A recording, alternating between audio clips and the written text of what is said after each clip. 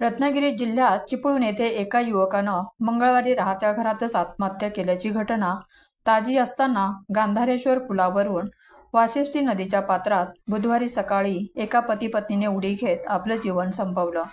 ही मन हेलावून टाकणारी घटना बुधवारी दिनांक 30 रोजी सकाळी 10:30च्या दरम्यान घडली।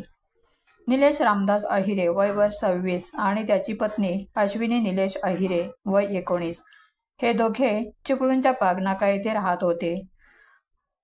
मूळचे धुळे जिल्ह्यातील साक्री गावचे रहिवासी होते।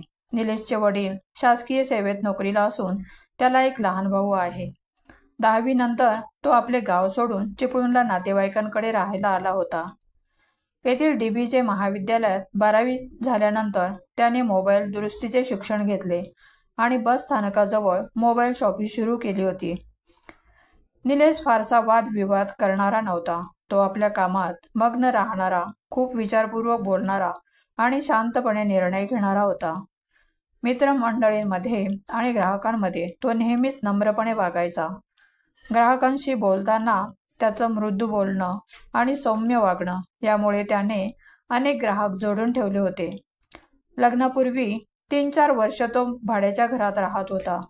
कष्टातून उभा केलेल्या व्यवसायाच्या जोरावर त्याने चांगल्या व्यवसायात जम बसवला होता। त्यामुळे त्याच्या वडिलांकडून पैसे मागण्याची वेळ त्याच्यावर कधीच आली नाही। 8 मे 2025 रोजी तो विवाह बंधनात अडकला होता। अश्विनी धुळे जिल्ह्यातीलच एक सुसंस्कृत घरातील मुलगी।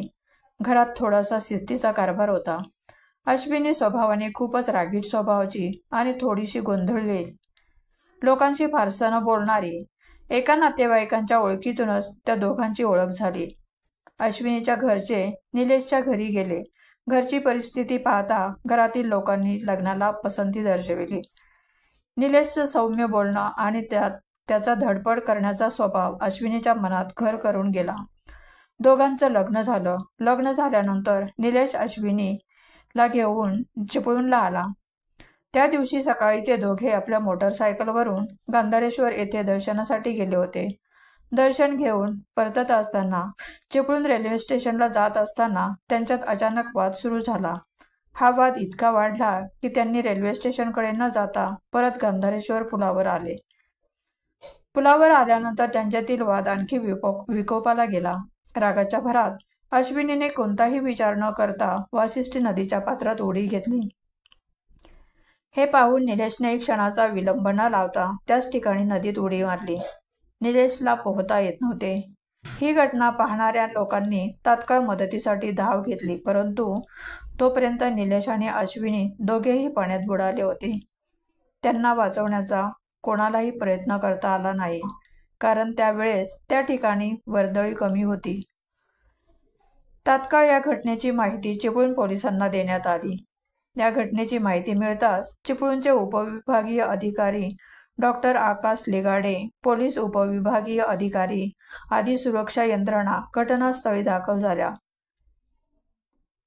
NDRFच्या पथकाने दोन्ही पती-पत्नींचा शोध घेण्याचं काम सुरू केलं। अश्विनीचा मृतदेह सापडला असून शवविच्छेदनासाठी पाठविण्यात आलेला आहे।